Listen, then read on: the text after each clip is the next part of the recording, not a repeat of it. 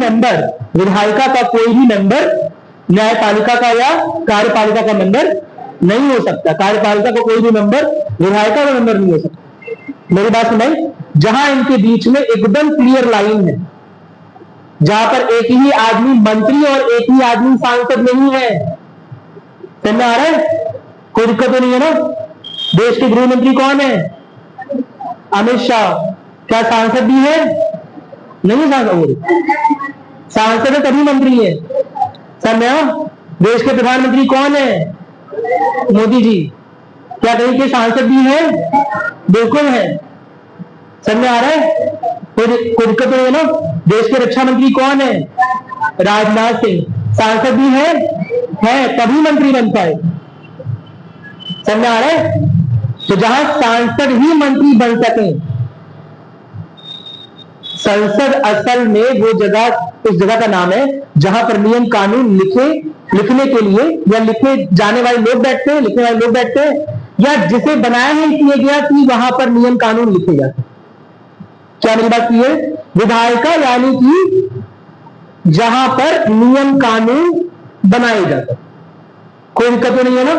वो नियम कानून किसी भी नेचर के हो सकते हैं, लेकिन बनाए कहां जाएंगे? विधायिका में जाएंगे। कोई दिक्कत तो नहीं है ना? और कार्यपालिका यानी कि वो जगह जहां से क्रियान्वित होते हैं। क्या मेरी बात क्लियर है? लेकिन एक संसदीय प्रणाली में एक मंत्री पहले सांसद बनता है और फिर मंत्री बनता है। मेरी बात सुनाई? क्या इसका उल्टा भी हो सकता है? क्या पहले मंत्री बन जाए और फिर विधायक बने? हाँ, हो सकता है। लेकिन जब मंत्री बन गया उसके 6 महीने के अंदर उसे क्या बनना पड़ेगा? सांसद बनना पड़ेगा, विधायिका का अंग बनना पड़ेगा। 6 महीने से ऊपर वो मंत्री बनकर बिना सांसद बने कोई काम नहीं कर सकता। समझा? अगर मंत्री बन गया है तो 6 महीने के अंदर ही अगर सांसद ना बने तो उसे अपने पद से इस्तीफा देना पड़ेगा। कौन सी प्रणाली है ये? संसदीय प्रणाली, जहां पर सारे के सारे मंत्री परिषद के लोग, सारे के सारे मंत्री असल में कहां से निकल कर आ रहे हैं? विधायिका। कोई दिक्कत नहीं है ना? इतनी बात समझ में आ गई? ठीक है। तो इसके 2 फीचर मैंने बता दिए। और इसमें जो विधायिका है ना, और जो कार्यपालिका है, ये एकदम अलग। कार्यपालिका यानी कि मंत्रियों का समूह, लेकिन इन मंत्रियों का, ये मंत्रियों का जो समूह है ना, इसे राष्ट्र का अध्यक्ष, राज्य का अध्यक्ष, राज्य का प्रमुख, राष्ट्रपति खुद ही चुन लेता है। ये नहीं देखता है कि सांसद है कि नहीं है, बल्कि सांसद होंगे तो नहीं चुनेगा, अगर संसद का भाग है तो नहीं चुनेगा। मेरी बात समझ? किसी भी आदमी को उठाकर वो मंत्री बना सकता है। समझा? अगर उसे लगता है उन्हें रक्षा मामलों का ज्यादा ज्ञान है तो उन्हें उठाकर रक्षा मंत्री बना देगा। कोई जरूरी है कि रक्षा मामले का इतना जानकार व्यक्ति चुनाव जीत कर सांसद बन सके? समझो मेरी बात, दोनों की अच्छा बुराई समझ लो। पर कोई जरूरी है आर्थिक मामलों का बहुत जानकार व्यक्ति संसद के चुनाव, लोकसभा चुनाव में जीत सके या राज्यसभा के चुनाव में जीत के आए? जरूरी नहीं है। तो ऐसे में क्यों आर्थिक मामले में बहुत अच्छा है लेकिन चुनाव नहीं जीत पा रहा है तो मंत्री भी नहीं बन सकता। कहां पर? कौन सी प्रणाली में? संसदीय प्रणाली में। समझ आ गया? कोई दिक्कत नहीं है ना? अध्यक्षीय प्रणाली में राष्ट्रपति को लगता है कि इसे रक्षा मंत्रालय देखते हैं, है ना, इसे उसकी गुणा भाग आती है, इसे उसकी गणित का अंदाजा है, तो दे देगा इन्हें, भले ही सांसद या कोई भी चुनाव जीत करना है। कोई दिक्कत नहीं है ना? मेरी बात समझ आ गई? ठीक है। साथ ही साथ जैसा बताया कि इसमें एक ही आदमी है, राष्ट्रपति, वही सरकार का भी मुखिया है और देश का भी अध्यक्ष है। वही सरकार का भी अध्यक्ष है और देश का भी अध्यक्ष। मेरी बात समझ? एक अध्यक्षीय प्रणाली में, ठीक है, जो राष्ट्रपति होता है वो देश का भी मुखिया होता है, यानी कि राष्ट्र का भी अध्यक्ष होता है और सरकार का भी अध्यक्ष होता है। लेकिन एक संसदीय प्रणाली में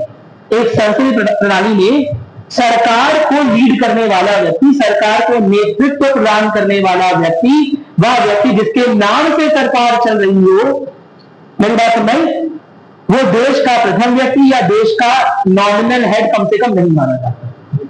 मेरी बात समझ? देश का हेड, देश का सर्वोच्च व्यक्ति किसी नहीं माना जाएगा, राष्ट्रपति। कोई दिक्कत नहीं है ना? इतना आइडिया क्लियर हो गया? कोई दिक्कत नहीं है इसमें? ठीक है, कुछ चीजें और पढ़ेंगे, थोड़ा सा पीडीएफ की ओर जा रहे हैं।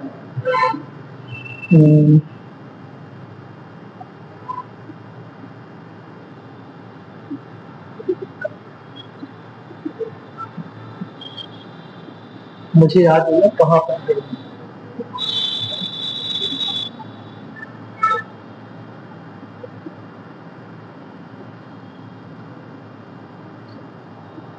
ठीक है, ये हमारा हो गया संविधान केवल कैसे मैंने बता दिया मौलिक दस्तावेज है जो किसी देश की राजनीतिक व्यवस्था के लिए की आधारशिला है। इसमें कोई दिक्कत नहीं है ना? कैसे नोट बनवाऊं या तुम्हारे ग्रुप में सेंड करवा दूं? ग्रुप में सेंड करवा दूं तो कर लोगे ना, इसमें कोई दिक्कत नहीं है। इसके अलावा इंपॉर्टेंट क्या है कि राज्य की सत्ता का स्वरूप, सत्ता की संरचना, सरकार का स्वरूप, नागरिकों के अधिकार, शासन के नियम और उससे भी इंपॉर्टेंट शासन कहां तक काम करेगा। समझ आ रहे? चिराग क्यों जरूरी है? ताकि जिन्न हावी अलादीन पर ना हो जाए। क्या मेरी बात क्लियर है? जब तक चिराग अलादीन के हाथ में है तब तक ही जिन्न से वो काम करवा सकता है। क्या मेरी बात क्लियर है? तो ठीक उसी तरह से संविधान क्यों जरूरी है?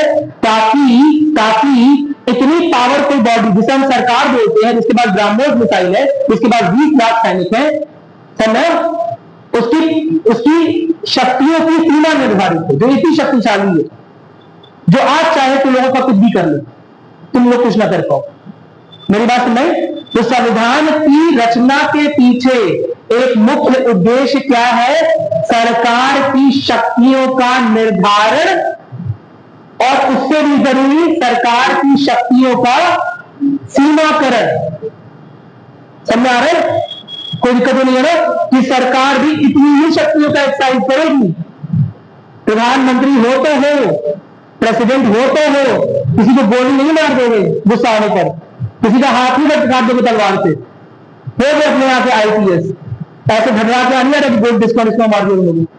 बात नहीं, सरकार में जो भी शक्तिशाली पद है उनकी शक्तियों का सीमांकन, समझ रहा हो, उनकी शक्तियों की सीमा रेखा भी कौन खींच रहा है? संविधान। और इसीलिए संविधान जरूरी है। मेरी बात है, जिस दिन वो चिराग टूट जाएगा उस दिन चाहेगा जिन्न तो अलादीन को मसल कर रखेगा। क्या मेरी बात क्लियर है? कोई दिक्कत नहीं है ना?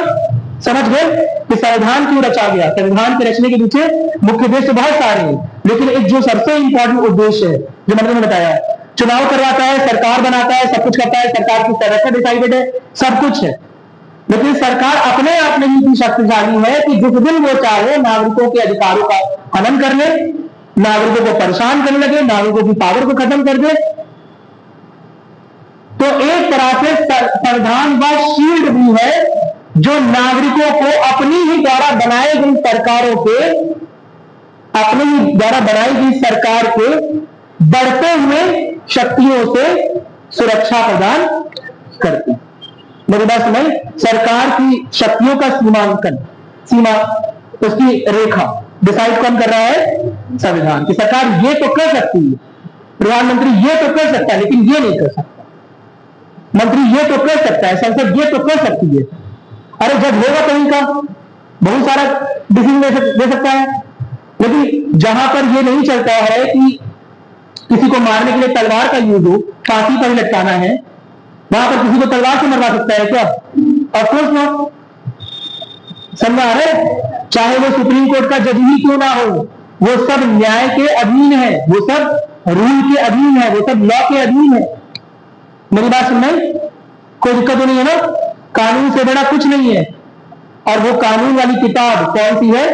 संविधान। क्या मेरी बात क्लियर है? तो सरकार के विभिन्न अंगों पर शक्तियों का सीमांकन भी कौन कर रहा है? संविधान। याद रहेगा ये बात?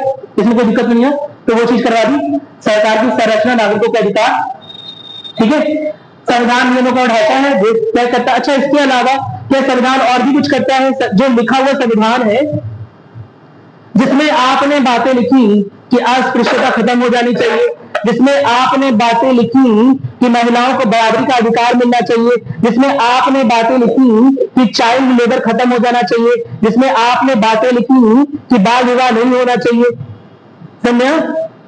क्या यह लिखित संविधान, क्या यह लोगों द्वारा रचित संविधान क्या देश के लोगों के बारे में भी कुछ बोलता है? क्या ये देश के लोगों के ऑब्जेक्टिव्स को डिसाइड कर रहा है?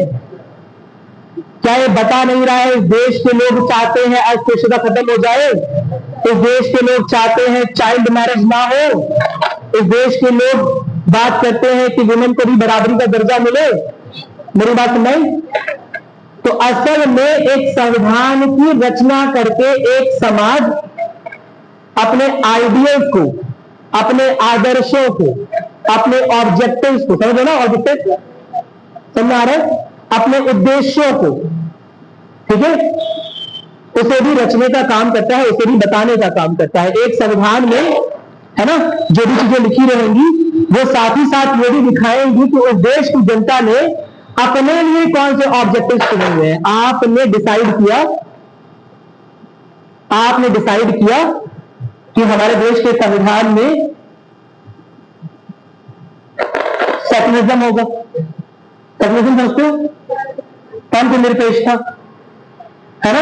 आपने डिसाइड किया कि हमारे द्वारा लिखे गए संविधान में, है ना, सोशलिज्म होगा, समाजवाद होगा। आपने डिसाइड किया हमारे देश में लिखा हुआ संविधान हमारे देश को एक संप्रभु शक्ति घोषित करेगा। संप्रभुता क्या होती है? संप्रभुता नाम सुना है? संप्रभुत्व या संप्रभुता किसे बोलते हैं? कि हमारे द्वारा लिए गए निर्णय पर केवल हमारा अधिकार हो, हम किसी के इन्फ्लुएंस में आकर, किसी के प्रभाव में आकर, है ना, हम किसी के दबाव में आकर किसी भी तरह के निर्णय को ना लें। किसी बाहरी शक्ति भी हो सकती है, लेकिन अंदर की भी शक्ति हो सकती है, ऐसा नहीं कि अंदर की। अब अंदर की शक्ति मतलब लोकतंत्र नहीं है यहां पर, लेकिन किसी भी ग्रुप में, किसी भी समूह या किसी भी बाहरी कंट्री या किसी भी आंतरिक शक्ति, हमारे आंतरिक अवैध शक्ति के दबाव में आकर देश की सरकार, देश के लोग निर्णय नहीं लेंगे, यह चीज होती है संप्रभु। क्या मेरी बात क्लियर है?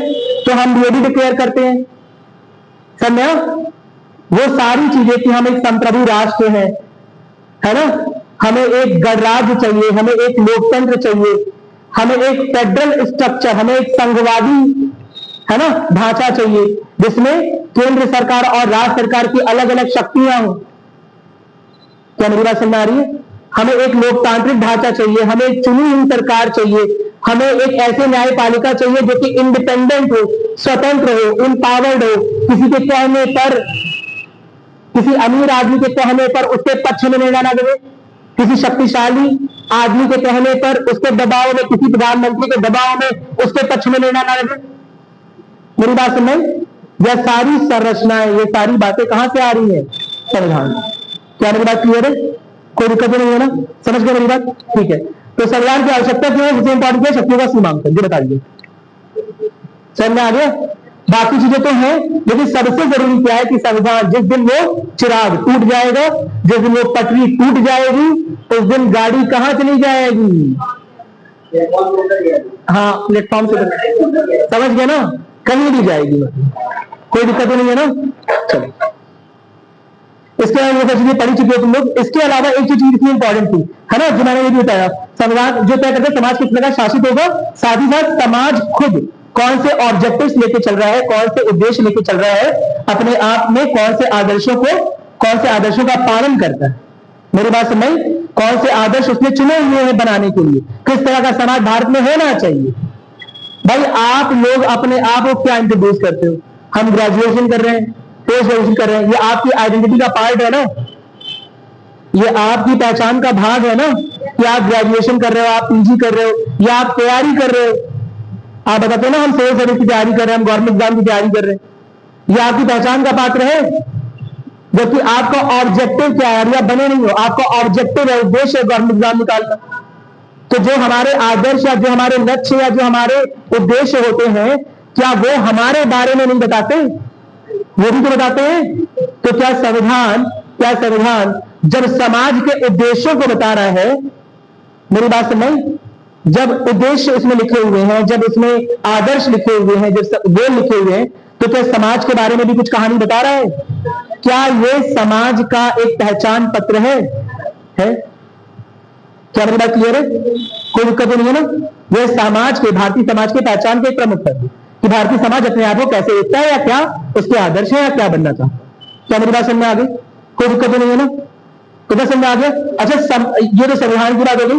वैसे संविधान का आईडी कार्ड क्या है?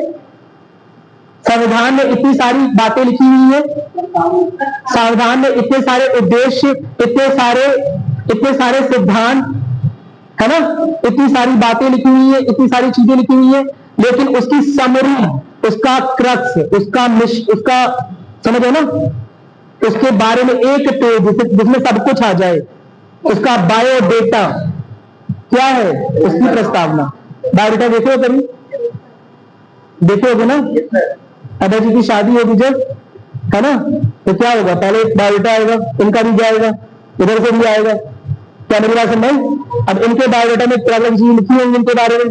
यूपीएससी में सेलेक्ट हो गए, रैंक 1 आ गई है, सर ना, पढ़ने में तेज है वगैरह वगैरह, तो उसके बारे में भी बात लिखी होगी कि पीसीएस में सेलेक्ट हो गई है, उसकी भी रैंक 1 आ गई है। इतना शर्मा क्यों रहे? सर ना, बहुत सारी बातें लिखी होंगी। क्या मेरी बात क्लियर है? क्या सारी बातें अभय जी के बारे में लिखी होंगी? क्या अभय जी कितनी बदमाशी करते हैं? अरे बोलो, क्या इनकी दिनचर्या का भाग लिखा होगा? नहीं, लेकिन मुख्य मुख्य बातें उसमें लिखी है। क्या मेरी बात क्लियर है? कोई दिक्कत नहीं है ना? इसी तरह जो उधर से आएगा, क्या उसमें उस लड़की की सारी बातें लिखी होंगी? नहीं लिखी होंगी, लेकिन मुख्य मुख्य बातें, किससे ग्रेजुएशन किया, कहां से पीजी किया, क्या उम्र है, क्या नाम है, क्या मेरी बात क्लियर है, कौन सा एग्जाम निकाला वगैरह वगैरह लिखा होगा। अरे बोलो, क्या मेरी बात समझ में आ रही है?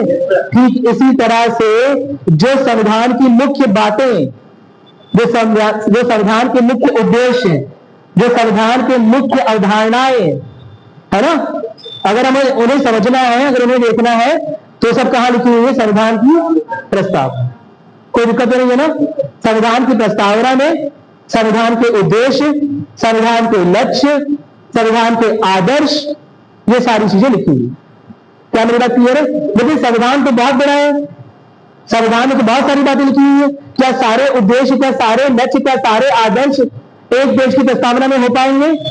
नहीं हो पाएंगे।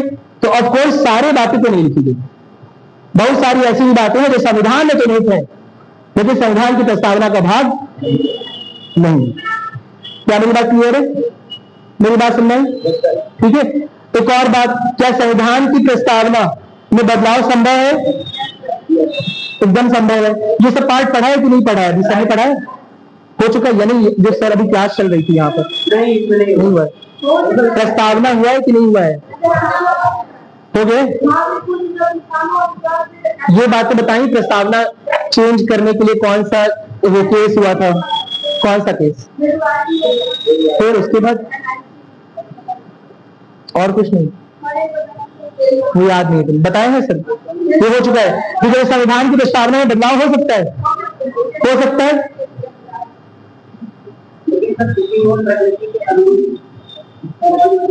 क्या संविधान की प्रस्तावना में कोई इस प्रकार का बदलाव संभव है? कोई इस प्रकार का बदलाव संभव है जो संविधान में लिखा नहीं हो, या जो संविधान के उद्देश्यों में निहित नहीं हो? संविधान की प्रस्तावना में कैसा भी बदलाव हो सकता है, सरकार पर निर्भर। क्या मेरी बात क्लियर है? पहली बात ही समझ लो। और क्या संविधान की प्रस्तावना से क्या कोई शब्द निकाला सकता है? क्या धर्मनिरपेक्षता शब्द से हटा सकते हैं? क्या समाजवादी शब्द से हटा सकते हैं? अरे बिल्कुल हटा सकते हैं, पिछले साल बताया था। सब कुछ हटा सकते हैं चाहे तो। समझ? आईडी कार्ड है संविधान का, कौन? प्रस्तावना। आईडी कार्ड पे मूछ बना देंगे, तुम्हारी मूछ आ जाएगी। आईडी कार्ड पे मूछ बना दे, देखो मूछ आ रही है कि नहीं आ रही। बताए तो, संविधान का आईडी कार्ड है क्या? प्रस्तावना। तो प्रस्तावना में कोई बदलाव क्या संविधान में आ जाएगा? नहीं। मेरी बात सुन रही? कोई दिक्कत तो नहीं है ना? अरे बोला करो कुछ, समझ में आ गया? तो संविधान की प्रस्तावना में बदलाव हो सकता है। वो बदलाव क्यों हो सकता है, क्या रीजन है? क्योंकि बदलते हुए समाज की जरूरतों के अनुसार, है ना, हमने संविधान को बदलने के लिए भी, संविधान के प्रावधानों को बदलने के लिए भी एक आर्टिकल दे रखा है जिसका नाम है आर्टिकल 368, पढ़ा हुआ है ना। उसके तहत हम संविधान में संशोधन कर सकते हैं, लेकिन संविधान में अगर लगातार संशोधन आ रहे हैं और प्रस्तावना पुराने वाले संविधान की रह गई, तो ऐसे में पुरानी प्रस्तावना पुराने संविधान के उद्देश्यों को दिखाएगी। क्या मेरी बात क्लियर है? और इस जरूरत को समझते हुए हमने संविधान की प्रस्तावना में भी क्या कर लिया? बदलाव करना स्वीकार कर लिया। तो संविधान की प्रस्तावना भी संविधान के अन्य भागों की तरह संविधान का अंग है, समझा? और इसमें भी बदलाव किए जा सकते हैं, क्योंकि ऐसा ना हो जाए कि अनुच्छेद 368 बहुत सुन लिया होगा ना, एकदम बेसिक तो नहीं दिक्कत है ना, कुछ तो सुना ही होगा, सर की क्लास चली है तभी बता रहा हूं। जब अनुच्छेद 368 के अनुसार संविधान में संशोधन तो करते जा रहे हो और प्रस्तावना पुरानी वाली आए यहां पर पढ़ने आईडी लेकर रखे क्लास 1 वाली जहां स्कूल में आगे है, पहचान पाया कोई? अरे बोलो, नहीं पहचान पाएगा ना। इसीलिए प्रस्तावना को भी टाइम टू टाइम अपडेट करना, आईडी कार्ड भी नया बनवाना जरूरी है, नई फोटो लगाना जरूरी है। क्या मेरी बात क्लियर है? कोई दिक्कत नहीं है ना। लेकिन उस आईडी कार्ड में कोई चेंज का मतलब ये नहीं हो जाएगा कि तुम्हारे भी संविधान में भी चेंज हो जा रहा है। क्या मेरी बात क्लियर है? अरे बोलो, उस आईडी कार्ड में किसी ने पेन चलाकर तुम्हारी आंखें ऐसे कर दी, भर दी, तो तुम्हारी आंखें भर गई है, तो संविधान से कोई भी शब्द हट नहीं सकता है। संविधान की प्रस्तावना से कोई भी शब्द हटा सकते, मेरी बात सुनो, कोई भी शब्द जोड़ नहीं सकते, कोई दिक्कत नहीं है ना। चलो आगे बढ़ रहे हैं। संविधान की शक्ति के बारे में बात करनी हमने, नागरिकों की सुरक्षा के अधिकार बात करेंगे, जो मौलिक अधिकार शायद तुम्हारा हो गया। मौलिक अधिकार के बारे में थोड़ा बहुत आइडिया है? मूलभूत अधिकार होते क्या है? हाँ, तो संवैधानिक अधिकार और मूलभूत अधिकार में क्या अंतर है?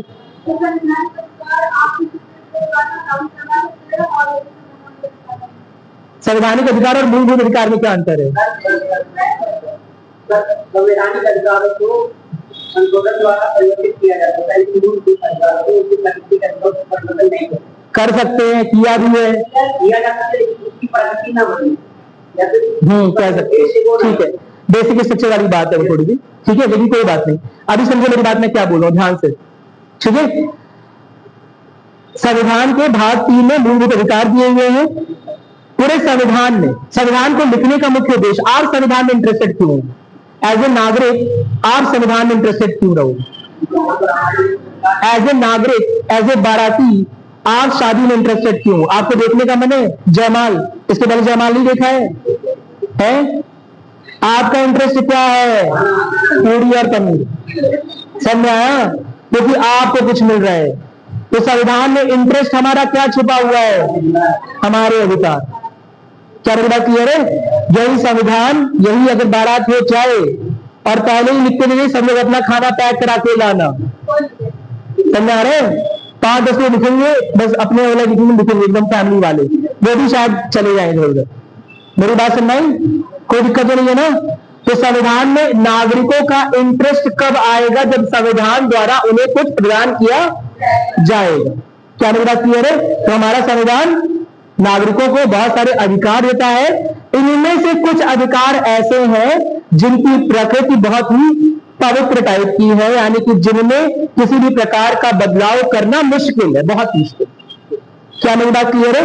इन्हीं अधिकारों को कलेक्टिव रूप में, सामूहिक रूप में भाग 3 में रखा गया है, और इन्हीं अधिकारों को हम क्या देते हैं? मूलभूत अधिकार। बाकी अधिकार भी, बहुत सारे अधिकार दिए संविधान में। फॉर एग्जाम्पल, क्या आपको देश में चुनाव लड़ने का अधिकार है? क्या आपको देश में चुनाव लड़ने का मूलभूत अधिकार है? नहीं। क्या आपको वोट देने का अधिकार है? क्या वोट देने का मूलभूत अधिकार है? नहीं।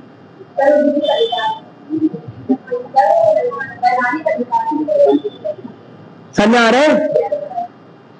देश में वोट देने का अधिकार है, लेकिन देश में वोट देने का मूल अधिकार नहीं है। क्यों से मूल अधिकार नहीं बोल रहे? क्योंकि वो भाग 3 में नहीं लिखा हुआ है। बहुत सिंपल सी बात। हम उन्हीं अधिकारों को मूलभूत अधिकार बोलेंगे, चाहे वो इंपॉर्टेंट हो चाहे ना हो। तुम्हें लग रहा है कि डेमोक्रेसी में, लोकतंत्र में वोट देने का अधिकार तो बहुत इंपॉर्टेंट है, मेरी बात समझ? लेकिन फिर भी उसे संविधान में रखा गया, उसे मूलभूत अधिकारों में नहीं रखा। क्या मेरी बात क्लियर है? कोई दिक्कत तो नहीं है ना। मूलभूत अधिकार एग्जैक्टली वो अधिकार है जिनके हनन के लिए या जिनके हनन होने पर, मेरी बात समझ, आप सीधे सुप्रीम कोर्ट का दरवाजा खटखटा सकते हैं और वो सारे अधिकार सामूहिक रूप से कितने दिए गए हैं, भाग 3। क्या मेरी बात समझ में आ गई? कोई दिक्कत नहीं है ना। तो संवैधानिक अधिकार, क्या हर एक संवैधानिक मूलभूत अधिकार है? क्या हर एक संवैधानिक अधिकार मूलभूत अधिकार है? नहीं। फॉर एग्जाम्पल चुनाव चुनने का अधिकार, समझना। फॉर एग्जाम्पल चुनाव में लड़ने का अधिकार, आर्टिकल 325, आर्टिकल 326, करना आ रहा है? कोई दिक्कत नहीं है ना। क्या हर एक मूलभूत अधिकार संवैधानिक अधिकार है? क्या हर एक मूलभूत अधिकार संवैधानिक अधिकार है? हाँ है, क्योंकि संविधान के अंदर ही लिखा हुआ है। कोई दिक्कत नहीं है ना। फिर अलग से क्यों बनाया गया है? बस इतनी सी बात है कि ये वो अधिकार हैं जिनके हनन होने पर आप सीधे, छोटी मोटी अदालतों के नहीं, सीधे और सीधे सुप्रीम कोर्ट का दरवाजा खटखटा सकते। क्या मेरी बात क्लियर है? क्या सुप्रीम कोर्ट का दरवाजा आप खटखटा दे सकते हैं, या सुप्रीम कोर्ट के दरवाजे पे जो जा सकते हैं आप, क्या आपको इसे करने का भी फंडामेंटल राइट दिया है, मौलिक अधिकार दिया है? आर्टिकल 32 में, है ना, आपको स्पेशल अधिकार दिया है। आर्टिकल 32 समझने की बात, पढ़ लिया तुम लोगों ने? कुछ नहीं पढ़ ली थी ना। तो अनुच्छेद 32 में आपको यह भी एक मूलभूत अधिकार दिया हुआ है कि अगर दिए हुए मूलभूत अधिकारों में से किसी का भी हनन होता है तो आप सीधे कहां जा सकते हैं? सुप्रीम कोर्ट जा सकते हैं। क्या मेरी बात समझ में आ गई? कोई दिक्कत नहीं है ना। इतना क्लियर हो गया? यानी कि आपके मूलभूत अधिकारों का हनन अगर हो रहा है तो सुप्रीम कोर्ट भी आपके लिए दरवाजा अपना बंद नहीं कर सकता है। क्यों नहीं कर सकता है? जल्दी से बताओ।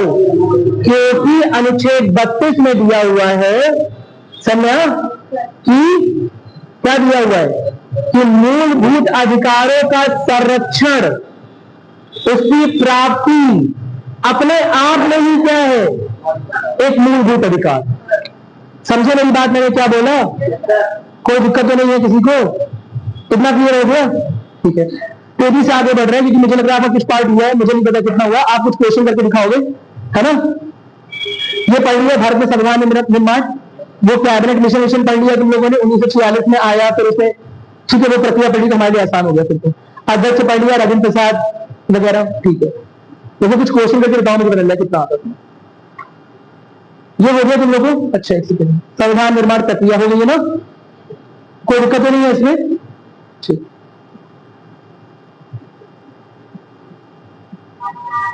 ये बता दिया मैंने। संघीय ढांचा, अच्छा संघीय ढांचा किसे बोलते हैं?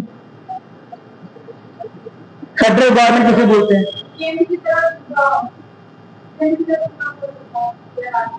केंद्र क्यों ढूंढा हुआ? संघीय बोलने का केंद्र और राज्य का दोनों का अभी मतलब सिंपल बताओ, संघ किसे बोलते हैं? सिंपल एकदम, संघ किसे बोलते हैं? केंद्र क्यों बोल रहा हूँ?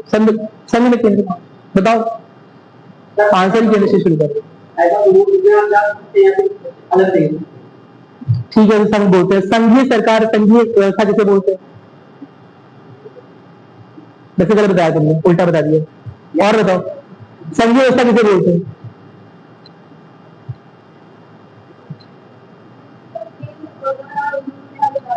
हाँ,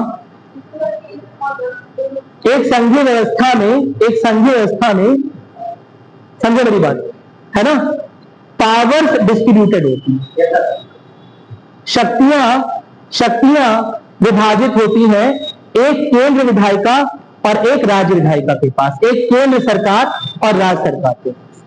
क्या मेरी बात क्लियर है? कोई दिक्कत नहीं है ना। जब राज्य सरकार के पास भी इतनी शक्तियां दी जाए कि वो केंद्र सरकार के लगभग बराबर में आ जाए, मेरी बात समझ, तो ऐसे स्ट्रक्चर को हम बोलते हैं क्या? संघीय व्यवस्था। क्या मेरी बात क्लियर है? मेरी बात समझ में आ गई? और जब ऐसा ना हो, जब यूनिटरी गवर्नमेंट हो, हिंदी में क्या बोलते हैं? केंद्रीकृत, है ना। तो एक केंद्रीकृत सरकार कैसी सरकार होती है?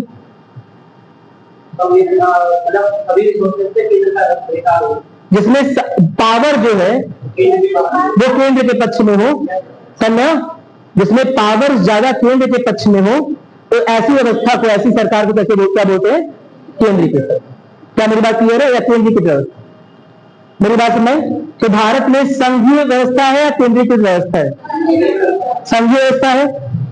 मेरी बात सुनाई। क्या भारत में पूरी तरह से संघीय व्यवस्था है? नहीं है, आंशिक रूप से संघीय व्यवस्था। मेरी बात सुनाई। कोई दिक्कत नहीं है ना? क्यों, कैसे बोल सकते हैं भारत में आंशिक रूप से संघीय व्यवस्था है? राज्य सरकार और केंद्र सरकार के पास तो अलग अलग जिम्मेदारियां हैं। राज्य सरकार और जो केंद्र सरकार है वो अलग अलग विषयों पर कानून बना सकती है। शेड्यूल 7 शायद सुना होगा, अनुसूची 7, 7वीं अनुसूची में केंद्रीय सूची, राज्य सूची अलग अलग दी हुई है ना। इन सूचियों में क्या है कि केंद्र सरकार किन विषयों पर कानून बना सकती है, राज्य सरकार किन विषयों पर कानून बना सकती है। क्या मेरी बात क्लियर है? कोई दिक्कत नहीं है ना? लेकिन कुछ विशेष परिस्थितियों में केंद्र सरकार राज्य की शक्तियों का अधिग्रहण, अतिक्रमण कर सकती है। कोई दिक्कत नहीं है ना? मेरी बात सुनाई। तो इसी वजह से भारत में जो व्यवस्था है उसे हम बोलते हैं आंशिक संघीय। हम नहीं बोलते, केसी वीयर ने बोला था, है ना, एक पॉलिटिकल फिलोसफर है, एक राजनीतिक दार्शनिक है ना, उन्होंने बोला था भारत में कैसी व्यवस्था है? आंशिक संघीय।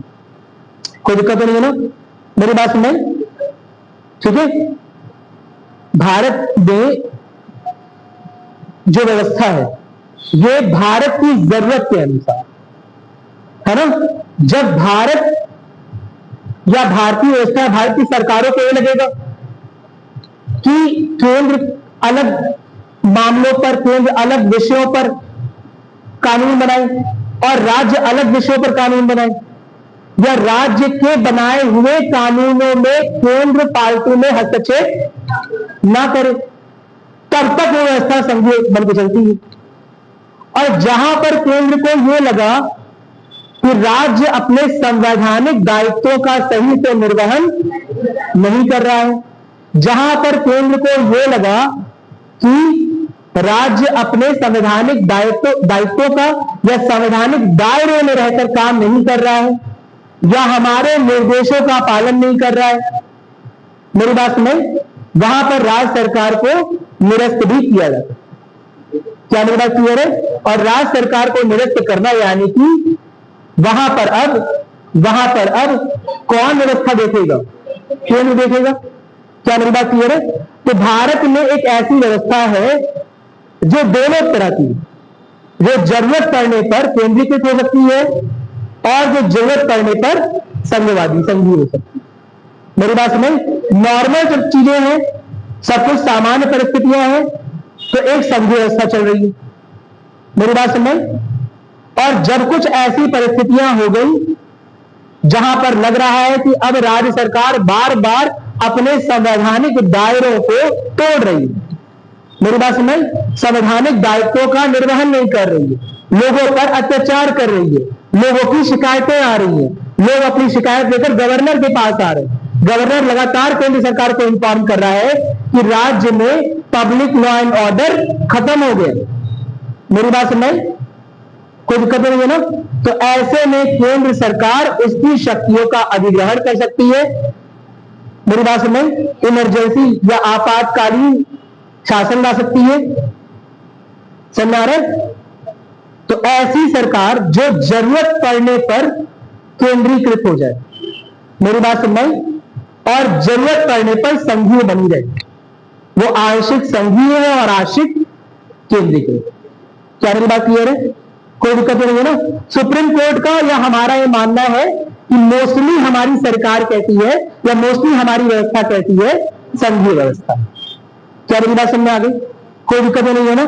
ठीक है, चलो। तो राज्य की संरचना यही संघीय ढांचा, केंद्र और राज्य सरकारों के अधिकार, ये भी कौन बता रहा है? संविधान। कोई दिक्कत नहीं है ना? ठीक है। अच्छा, कैसे संविधान में केंद्र और राज्य के पावर्स पूरी तरह से अलग अलग बटे होते हैं, जिन पे केंद्र की पार्लियामेंट, केंद्र की संसद अपनी शक्तियों का विस्तार करके राज्य की शक्तियों का अधिग्रहण ना कर सकती, आसानी से नहीं कर सकती है। ऐसे संविधान, ऐसा कौन संविधान होता है? सुना है तुम लोगों ने लिखित संविधान, अलिखित संविधान? अलिखित संविधान क्या होता है? मौखिक संविधान, मुंह से बोल बोल के रखते हैं जैसे हम लोग रट रहे हैं। अलिखित में अगर लिखित वाले में लगा था, हमारे वाले हो रहे हैं, हमारे लिखित है, लेकिन अब तक 106 से हो चुके हैं। और बार बार नियम तो हमारे ही बन रहे जी। हाँ, हमारे यहाँ क्या है? लिखित या अलिखित? लिखित संविधान है, ठीक है। लिखित संविधान और अलिखित कहां पर है? सुना ही इन लोगों ने, ब्रिटेन में अलिखित संविधान है। क्या अंतर होता है? वहां के बच्चे अलिखित संविधान रट रट के याद कर रहे हैं, हाँ, वहां लिखा हुआ नहीं है, तो फिर उसे अलिखित क्यों बोल रहे हैं?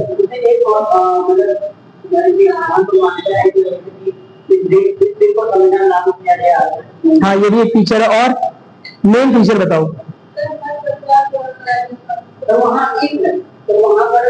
क्या बोल रहे हैं अनिता जी? हर, वेरी गुड, हर किसमें? अलिखित में, समझो मेरी बात, अलिखित में एक ही कानून होता है। जो कोई भी कानून पास हो रहा है वो ऑटोमेटिकली संविधान का हिस्सा बनता जा रहा है। क्या मेरी बात क्लियर है? लिखित और अलिखित संविधान में बेसिक डिफरेंस क्या समझ लो। लिखित संविधान यानी कि सारे के सारे लॉज, सारे के सारे नियम एक ही डॉक्यूमेंट में सेव है। अब संसद जब कोई नियम बनाएगी तो दो तरह के नियम बना सकती है, या तो संवैधानिक नियम, मेरी बात सुन, और या फिर विधिक नियम। संसद के द्वारा दो तरह के कानून बनाए जा सकते हैं, संवैधानिक कानून और विधिक कानून। संवैधानिक कानून इसी संविधान में दिए गए, इसी संविधान में डिस्कस किए गए प्रोविजंस को अमल में लाने के लिए होगा, उसमें संशोधन करने के लिए भी हो सकता है, समझा? लेकिन बहुत सारी चीजें संविधान में नहीं दी गई है। ट्रिपल तलाक कहां दी संविधान में कि उसमें कानून बना दो? कहीं दिया था? नहीं दिया था। जो फार्मर बिल अभी आया था 2-3 साल पहले, 4 साल 6 साल पहले, वो कहीं संविधान में दिया था? कृषि कानून नहीं दिया था, समझा? तो एक ऐसी व्यवस्था जहां पर दो तरह के कानून बन सके, मेरी बात सुन रहे? संवैधानिक और विधिक, मेरी बात सुन रहे? ऐसे देश में लिखित संविधान है। क्या मेरी बात क्लियर है? क्योंकि उसमें संविधान में लिखे गए नियम अलग हैं और पार्लियामेंट चाहे तो संविधान को एडिट कर सकती है और चाहे बिना संविधान में कुछ छेड़छाड़ किए हुए अपने नए नियम बना दे। क्या मेरी बात समझ में आ गई? कोई दिक्कत नहीं है ना? एक ऐसे देश में जहां अलिखित संविधान होता है, वहां पर एक ही तरह के नियम होते हैं, वहां पर सारे नियमों का संकलन, समझ आ रहा है? जो शुरुआत से अभी तक लिखे गए उनका संकलन एक किताब में नहीं है। मेरी बात सुने? जो भी नए नियम आ रहे हैं वो ऑटोमेटिकली अपने आप संविधान का भाग बनते जा रहे हैं। क्या मेरी बात क्लियर है? तो वहां का संविधान एक रेगुलर दस्तावेज नहीं है, मेरी बात सुने? एक फिक्स दस्तावेज नहीं है। कोई भी सरकार आई, कोई भी कानून बनाई, जो भी कानून बन रहा है वो ऑटोमेटिकली संविधान का भाग बन जा रहा है। और जब ये कानून संविधान का ही भाग बन गया तो संविधान में पहले क्या लिखा हुआ है उस आधार पर क्या इस नए लिखे हुए कानून को चैलेंज किया जा सकता है? समझो मेरी बात, मैं क्या बोल रहा हूं? ब्रिटेन की संसद ने कोई नया नियम लाया, समझा? क्योंकि वो नया नियम आया इसलिए पास होते ही वो संविधान का भाग बन गया। अब अगर यह नया नियम किसी पुराने नियम को खंडित कर रहा है, किसी पुराने नियम का उल्लंघन कर रहा है, मेरी बात समझ, तो क्या ये नया नियम कैंसिल कर दिया जाएगा? नहीं कैंसिल किया जाएगा, क्योंकि ये नया लिखा हुआ नियम ही नया संविधान बन गया, ये पुराना लिखा हुआ नियम कैंसिल मान लिया जाएगा। क्या मेरी बात क्लियर है? भारत में क्या विधायिका द्वारा या संसद द्वारा लिखे गए कानून समझ आ रहा है को क्या जुडिशरी चेंज कर सकती है, मना कर सकती है, मना कर सकती है ना? क्या बोलेगी कि आपने ये नियम बनाया और ये संविधान के अनुसार नहीं है, और इसीलिए हम इसे क्या कर दे रहे हैं, कैंसिल कर दे रहे हैं। क्या मेरी बात सुन रहे? तो एक लिखित संविधान वाले देश में जुडिशरी जो होती है, न्यायपालिका जो होती है, वो संविधान की रक्षक है, संविधान की संरक्षक है, संविधान की इंटरप्रेटर है, संविधान की अनुवादक है। संविधान क्या बोल रहा है, क्या नहीं बोल रहा है, वही बताएगी।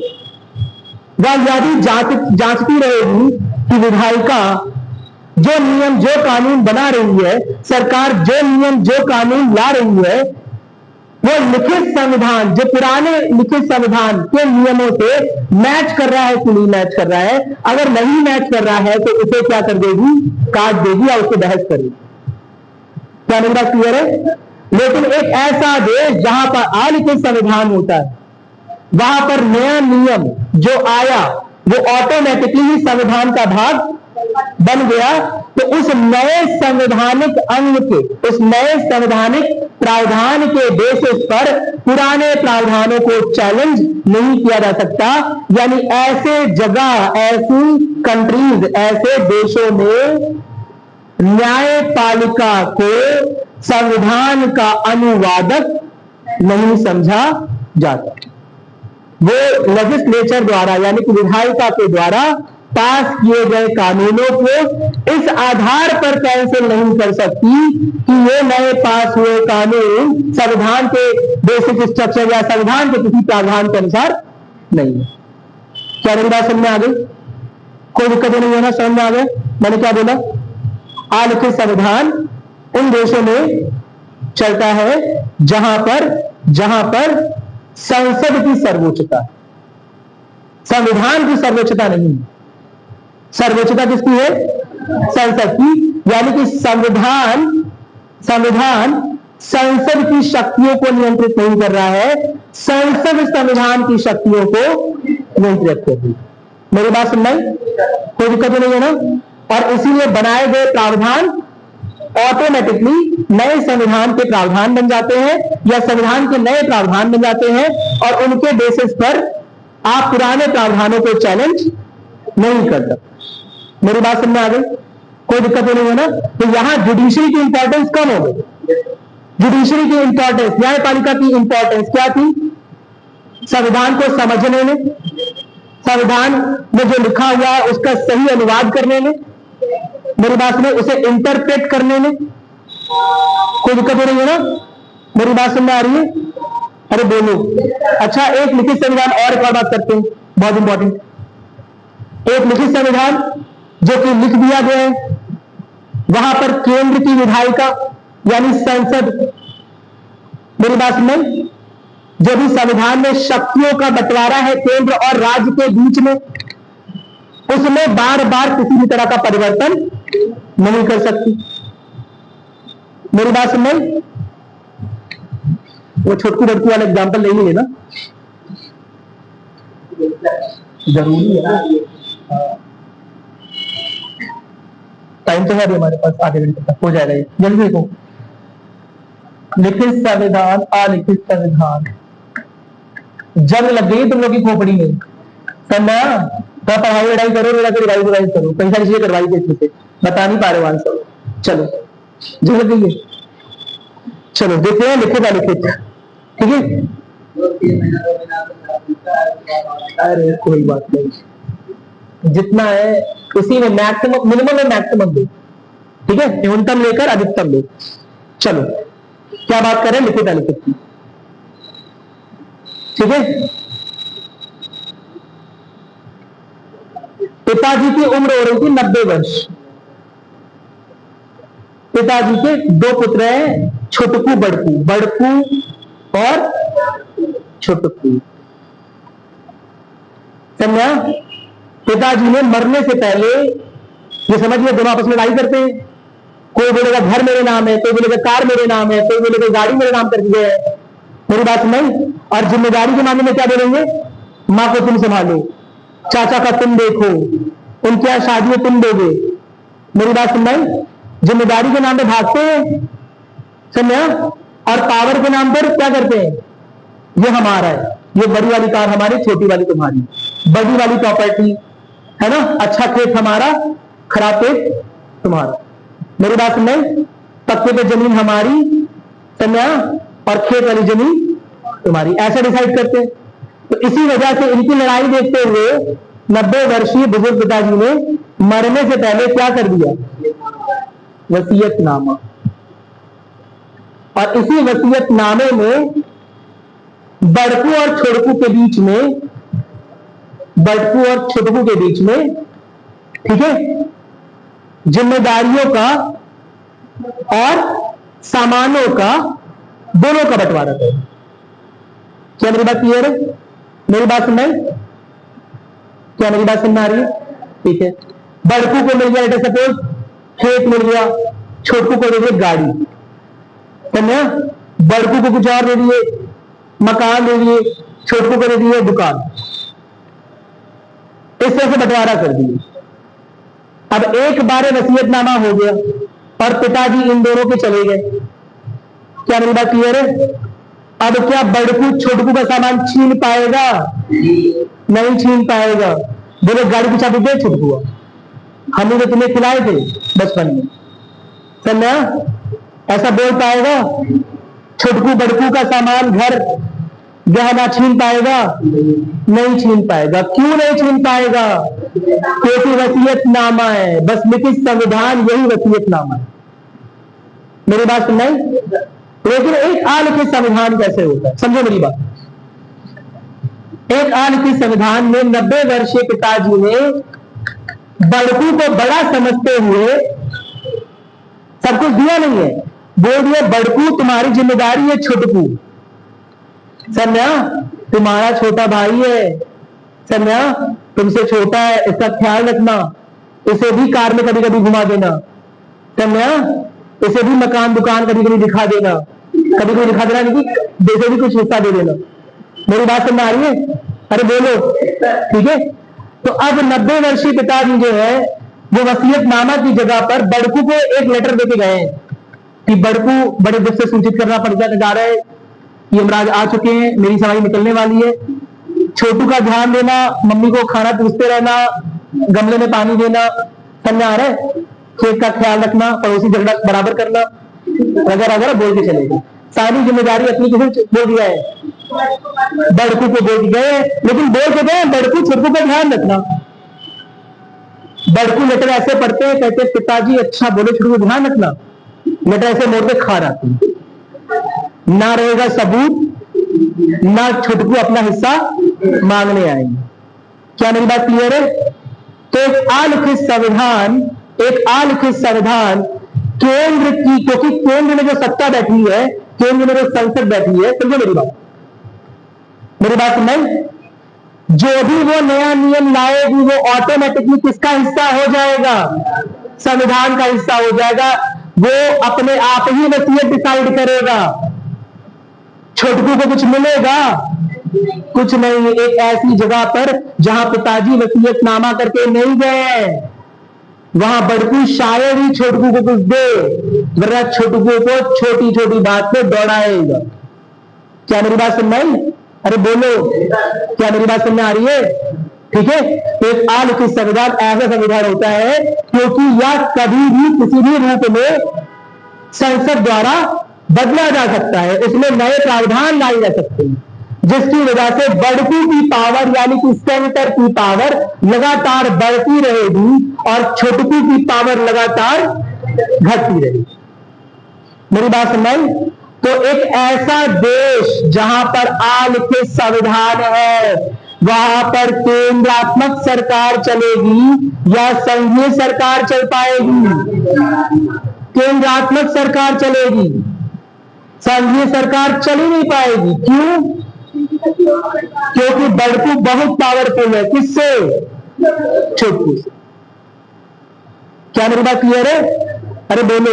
लेकिन एक ऐसा संविधान, जैसे संविधान के निर्माताओं ने, समझ आ रहा है? संविधान के लिखने वालों ने जहां पर केंद्र और राज्य के बीच में शक्तियों का प्रॉपर डिस्ट्रीब्यूशन, शक्तियों का अच्छे से बंटवारा कर दिया है, वहां पर क्या केंद्र ऐसे ही बड़कू का सामान चोरी कर लेगा, झपट लेगा?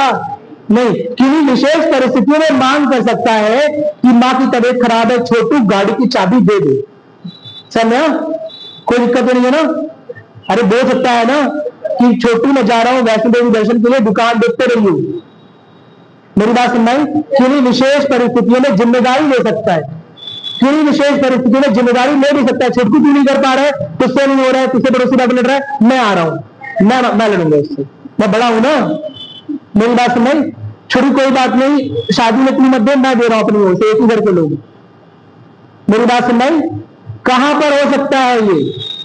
देखिए संविधान में जहां पर नियम बटे हुए हैं, जहां पर दोनों के क्षेत्र प्रॉपरली बटे हुए हैं, और जहां पर बड़कू अपनी शक्ति का अनायास अत्यधिक उपयोग करके छोटकू की शक्ति का अधिग्रहण ना कर सके, और ऐसा संभव कहां पर है?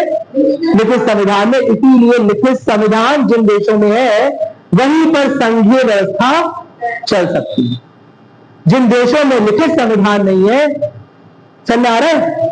जिन देशों में लिखित संविधान नहीं है वहां संघीय शासन भी नहीं है, वहां केंद्र सरकार बहुत पावरफुल है, और छुटकू यानी कि राज्य सरकार बस उसकी क्या है? कठपुतली। उसके आदेशों का पालन करने वाली एक बॉडी है, उसके आदेशों का पालन, उनका क्रियान्वयन करने वाली निकाय।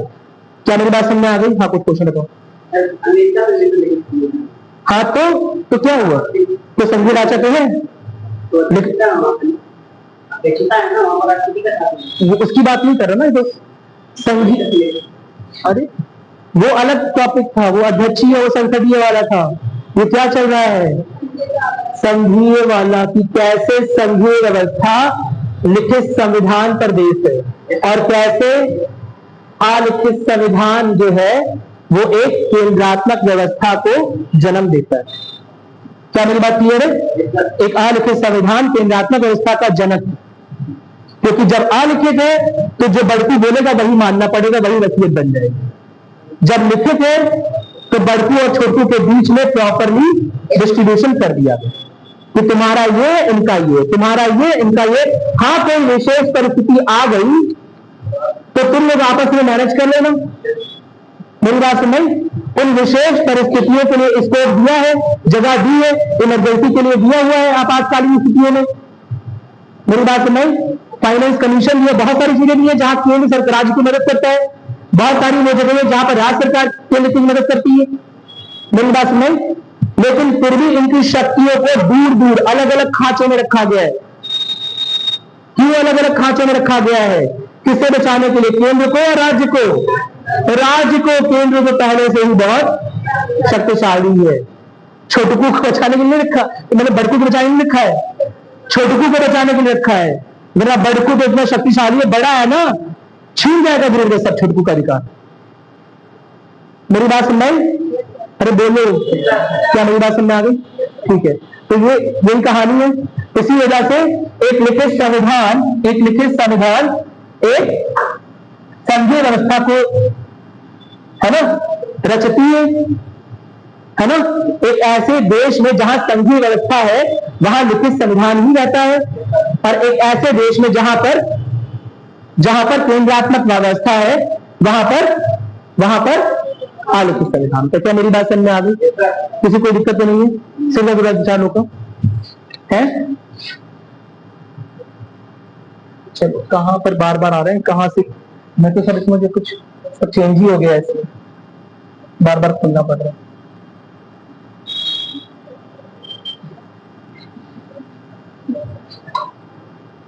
कितना क्लियर हो गया बताओ? किसी कोई परेशानी तो नहीं है ना? चलो ठीक है, ठीक है, ये सब तो हो गया। आवश्यकता क्यों है? शक्ति को सीमांकन हो गया। अधिकारों की सुरक्षा जरूरी है, मूलभूत अधिकार वगैरह दिए हुए, है ना। हम इंटरेस्टेड क्यों रहेंगे? हमें कुछ मिल रहा होगा। हमें क्या मिल रहा होगा? पूरी पनीर। वो पूरी पनीर क्या है? हमारे मौलिक अधिकार। समझ में आ गया? कोई दिक्कत नहीं है ना? चलो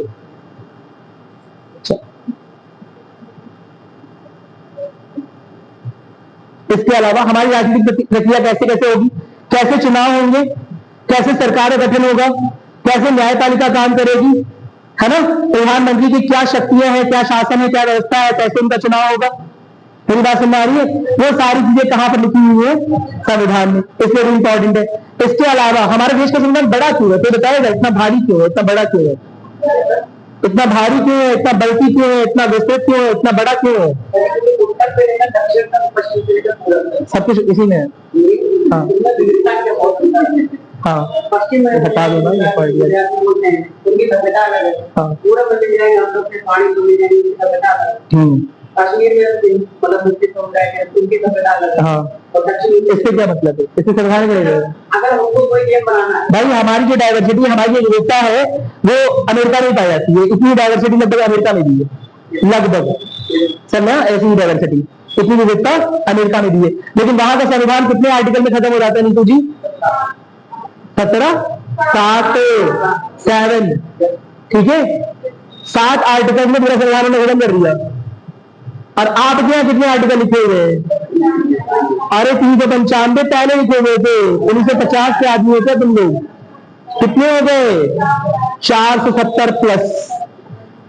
वो भी देश है भाई, वो भी शक्तिशाली है, वो भी लोकतंत्र है। अरे बोलो, वो भी अपने नागरिकों को मूलभूत अधिकार देता है, और वहां भी इंडिपेंडेंट जुडिशरी है, और वहां भी व्यवस्था है। समझा? उन्होंने अपने संविधान में कितने आर्टिकल में खत्म कर लिया? 7। वहां के यूपीएससी के बच्चे परेशान नहीं हो रहे? समझा? उन्हें कितने आर्टिकल पढ़ने हैं? 7। और तुम्हें कितने आर्टिकल पढ़ने हैं? समझ में आ रहे? चलो अमेरिका, बताओ क्यों ऐसा है, क्यों इतना भारी लिख दिया गया? लिखने वाले बहुत हम लोग तो बड़ा बड़ा लिखते ही हमेशा को लिखने का मन करता है। हाँ?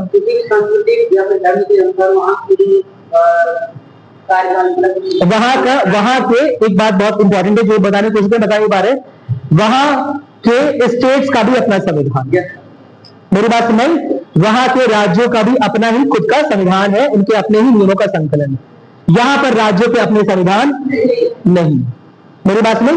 एक आध स्टेट यानी कि जम्मू कश्मीर या किसी और की बात छोड़ दे, इसके पहले सिक्किम, ठीक है, तो यहां पर राज्यों को स्वतंत्रता नहीं है कि वो अपने संविधान की रचना करें। मेरी बात में, यानी कि एक ही संविधान में सारे राज्यों की बातें लिखी है। एक बात तो ये होगी। दूसरी बात जो बता रहे कुछ हद तक सही है, विविधता वाली।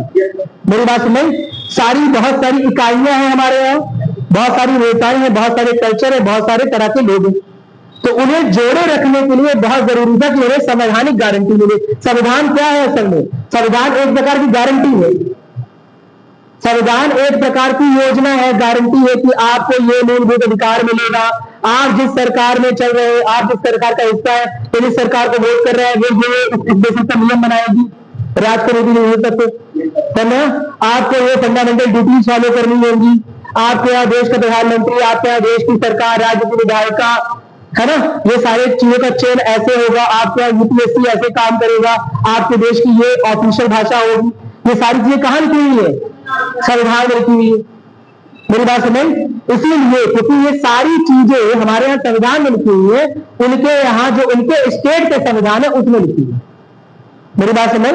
इसीलिए हमारा संविधान कैसा हो गया है? व्यापक, काफी बड़ा, विस्तृत। मेरी बात समझ? प्लस हमारे यहाँ बहुत सारी चीजें आपको पता ही है, जगह जगह के संविधानों से उनकी अच्छाइयां उठाई गई हैं। मेरी बात समझ? जिसकी वजह से भी इसका विस्तार काफी बढ़ गया। कोई दिक्कत नहीं है ना? मेरी बात समझ में आ गई? ठीक है। बनता कैसे? ये पढ़ चुके, संविधान सभा गठन हो चुका है क्लास में, ठीक है, मतलब पिछले वाले सर ने करवाया होगा, है ना। हमें कोर्स के अकॉर्डिंग चलना ना, तो ये सब ज्यादा नहीं ले सकते। ये सब मैं पीडीएफ सेंड कर दे रहा हूं, अगर जिसने नहीं पढ़ा है जब पढ़ लेना। हम लोग क्वेश्चन की ओर आ रहे हैं, एकदम लास्ट मोमेंट पे चल रहे हैं। संविधान के प्रमुख कार्य बता दिए। संघीय ढांचा, केंद्र राज्य सरकार की शक्तियों, सीमाएं, सुरक्षा, मौलिक अधिकार, राजनीतिक प्रक्रिया भी हो गया। और संविधान ऑफकोर्स जिस तरह की भाषा में लिखा है उसे समझना कठिन है, तो इस वजह से सुप्रीम कोर्ट कई बार संविधान की व्याख्या करता है। संविधान में जो भी लिखा हुआ है उसे आसान शब्दों में समझाने की कोशिश करता है। क्या मेरी बात क्लियर है? मेरी बात सुन, क्योंकि संविधान को लिखने वाले व्यक्तियों का जो माइंडसेट था वो समझने के लिए, मेरी बात सुन, हमें काफी पढ़ाई करनी पड़ेगी और हर आदमी का नहीं स्किल्ड होता है, हर आदमी का नहीं पढ़ सकता और हर आदमी की अपनी अपनी व्याख्या हो सकती है। मेरी बात सुन, कोई दिक्कत नहीं है ना? तो इस वजह से ये फाइनल काम, ये अंततः काम किसके पास है? सुप्रीम कोर्ट के पास है कि वो संविधान की व्याख्या करे। क्या हाई कोर्ट भी संविधान का इंटरप्रिटेशन कर सकता है? क्या हाई कोर्ट के पास ये अधिकार है कि संविधान का इंटरप्रिटेशन करे? है कि नहीं है? है। हाई कोर्ट के पास भी अधिकार है। मेरी बात सुन, तो ना केवल सुप्रीम कोर्ट, हाई कोर्ट के पास भी अधिकार है, लेकिन अंतिम इंटरप्रिटेशन किसका माना जाएगा? सुप्रीम कोर्ट का। इसीलिए संविधान की व्याख्या करने का अंततः अधिकार किसके पास है? सुप्रीम कोर्ट के पास है। कोई दिक्कत नहीं है ना? चलो ठीक है, ठीक है, ये हो गया संविधान में। हाँ, लचीलापन कैसे आ रहा है? आर्टिकल 368 की वजह से, है ना, क्योंकि आर्टिकल 368 अनुच्छेद 368 का उपयोग करके संविधान में वांछित परिवर्तन, वांछित संशोधन ला सकते हैं। कोई दिक्कत नहीं है ना? ठीक है, ठीक है। क्यों किया जाता है? क्योंकि लगातार समाज में बदलाव हो रहे। कहानी बता दी, अगर बेसिक याद हो जाएगा तो फिर वो सब समझ आ गया। क्योंकि लगातार समाज में बदलाव हो रहा है, एक बदले हुए समाज की। अच्छा, पॉलिटिकल साइंस होती क्या? राजनीति शास्त्र पढ़ते क्यों है? क्या रीजन होती है? समाज कल्याण के लिए। हाँ, नहीं, समाज के दिन के लिए तो हम समाजशास्त्र पढ़ेंगे, राजनीति वाला क्यों पढ़ते हैं? कहाँ पढ़ रहे हैं पॉलिटिकल साइंस? हाँ, समझने के लिए। और क्यों समझना जरूरी है? मेनली पॉलिटिकल साइंस क्यों पढ़ते हैं? क्योंकि संविधान पढ़ रहे हैं, कोई समझने के लिए। पॉलिटिकल साइंस क्यों पढ़ रहे हैं? क्या रीजन?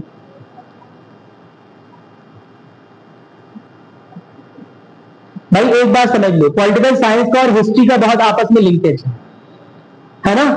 राजनीति शास्त्र बनाया ही क्यों गया? ताकि हिस्ट्री की जो प्रॉब्लम्स है ना, जो इतिहास में पुरानी प्रॉब्लम चली आ रही है, जो प्री एग्जिस्टिंग प्रॉब्लम से पहले से ही किसी समाज में विद्यमान थी, उनका सोल्यूशन खोजा जाए। मेरी बात समझ, उन्हें समाज से दूर किया जा सके, उनसे इंसानों को, उनके वहां के नागरिकों को निजात दिलाया जाए। क्या मेरी बात क्लियर है? मेरी बात समझ। और इसीलिए संविधान की रचना हुई है। और ऑफकोर्स, क्या ये प्रॉब्लम का सोल्यूशन, क्या एक बार ऑल आउट छिड़क लिए, है ना? ऑल रखते नहीं, वैसे ऑल आउट लगाते हैं, समझा? एक बार खूब डाल लिए, ऑल आउट लगा लिए, समझा? या मच्छरदानी लगा रही है, कुछ भी लगा रही है, तो मच्छर खत्म हो गए सारे। अब कल नहीं आएंगे, आएंगे तो फिर कल फिर क्या लगाना पड़ेगा? फिर कुछ लगाना पड़ेगा, फिर 2 दिन लगा लिए, फिर नहीं आएंगे, आएंगे। यानी कि लगातार कुछ ना कुछ परेशानियां आती हैं, कुछ ना कुछ समाज में कमियां आती हैं, और उनमें इंप्रूवमेंट के लिए, समझ आ रहे, हमें संविधान की आवश्यकता है। संविधान में लचीलापन रखना पड़ेगा कि संविधान को समय समय पर संशोधित किया जाता है, समाज की जरूरत है। कोई दिक्कत नहीं है ना? मेरी बात सुनाई। संविधान जब लिखा गया तो मेन उद्देश्य क्या था? उस समय की प्रॉब्लम्स को दूर करना। लेकिन उस समय की बहुत सारी प्रॉब्लम्स आज एग्जिस्ट नहीं करती है, आज के समाज की नई प्रॉब्लम्स है, ठीक है? तो वो प्रॉब्लम्स संविधान तभी डील कर सकता है, उन प्रॉब्लम्स का सोल्यूशन संविधान तभी हो सकता है जब संविधान में प्रॉपर लचीलापन दिया जाए, या संविधान को संशोधन करने की शक्ति किसी को प्रदान। मेरी बात में संविधान में संशोधन पॉसिबल, कोई दिक्कत नहीं है ना? समझ गए?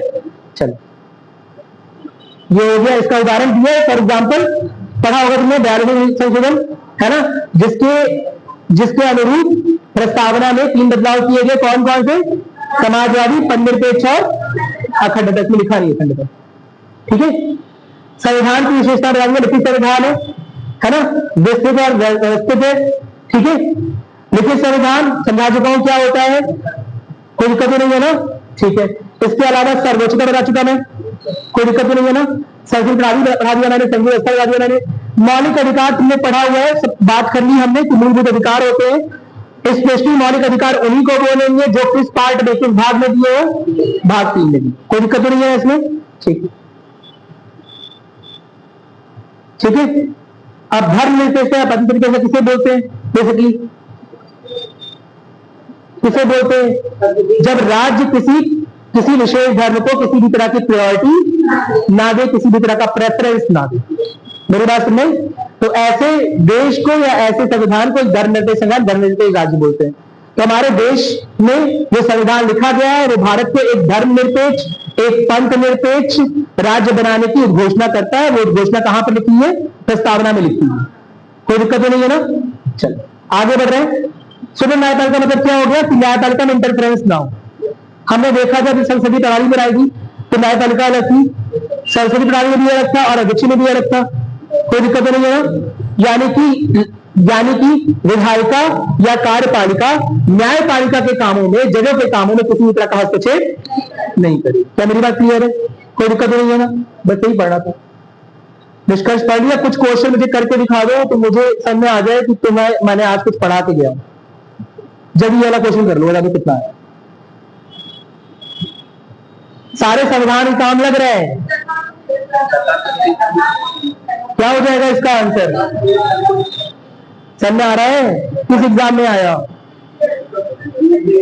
यूपीएससी प्रीलिम्स 2019 में। ऐसे ही क्वेश्चन सिंपल आते हैं लेकिन बच्चे कंफ्यूज हो जाते हैं क्योंकि बेसिक नहीं क्लियर होता है। समझा है ना? मेन काम क्या है? संविधान क्या है? चिराग का मेन काम क्या है? जिन्न को सीमित करना, जिन्न मार ना दे वाला आदमी को। समझा? तो बस वही लिखा है, सरकार को सीमित करना। कोई दिक्कत नहीं है ना? ठीक है, चलो एक और क्वेश्चन बता दो।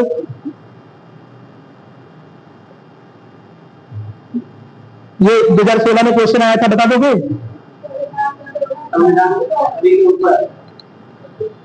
कौन सा वाला? सी वाला? कोई दिक्कत नहीं है ना? चलो ठीक है।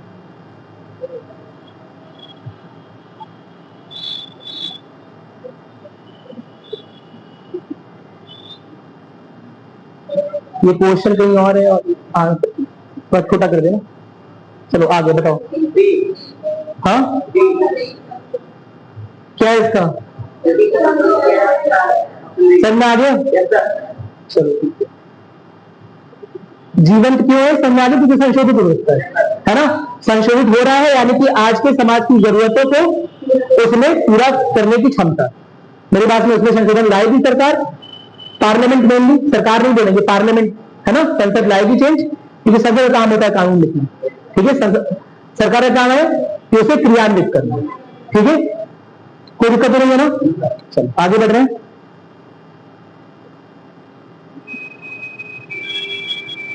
ये बता दो, कुछ पता है? संविधान के उद्देश्य अगर हम देखना चाहते कहां मिल जाएंगे? प्रस्तावना में। क्या सारे के सारे उद्देश्य प्रस्तावना में लिखे हैं? नहीं, लेकिन कुछ जो मूल उद्देश्य है ना, कुछ गोल्स, कुछ ऑब्जेक्टिव्स प्रस्तावना में दिए गए। कौन से एग्जाम में आया था? यूपीएससी 2013। कोई दिक्कत नहीं है ना?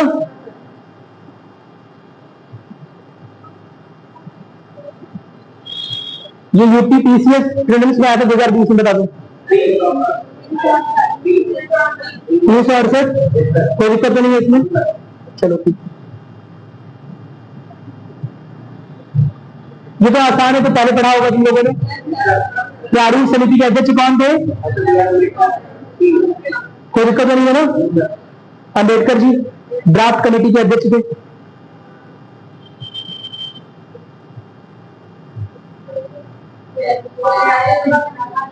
कोई दिक्कत नहीं है? ठीक है, अब मैं इसका क्वेश्चन घर पे करता हूं। ठीक है, इसे मैं फॉरवर्ड कर रहा हूं तुम्हारे ग्रुप में। तुम लोग को छोड़ रहा हूं, जाओ पढ़ाई करो, रिवाइज करो, कल से दिन क्लास स्टार्ट करेंगे। आप लोग बोल रहे हो शायद कहां तक हुआ है? आर्टिकल 41 तक, 43 तक हो गया है। क्या उसके आगे स्टार्ट करें? उसके आगे स्टार्ट करें या मौलिक अधिकार थोड़ा सा एक बार देख लें, या ना जैसा बोलो तुम लोग। आगे से पढ़ाए, आगे पढ़ा ले रहे हैं। हाँ, वरना फिर क्या हो जाएगा, लटक भी जाएगा ना, क्योंकि फिर एंड होगा क्लास और पता चला कुछ पार्ट छूटा रह जाए। ठीक है, तो हम एक काम करें, सुनो बहुत परेशान मत हो, हम आर्टिकल 41, 43 के बाद ही जहां से छोड़ दिया वहीं से स्टार्ट कर रहे हैं। लेकिन अगर बीच में कोई परेशानी होगी, कभी मूलभूत अधिकारों की बात होगी, कभी किसी व्यवस्था की बात होगी, तो हम वो चीज प्रॉपरली डिस्कस कर लेंगे। क्या मेरी बात क्लियर है? कोई दिक्कत नहीं है ना? चलो ठीक है, चलो जाओ, क्लास होगा, पढ़ाई वढ़ाई करो घर पे।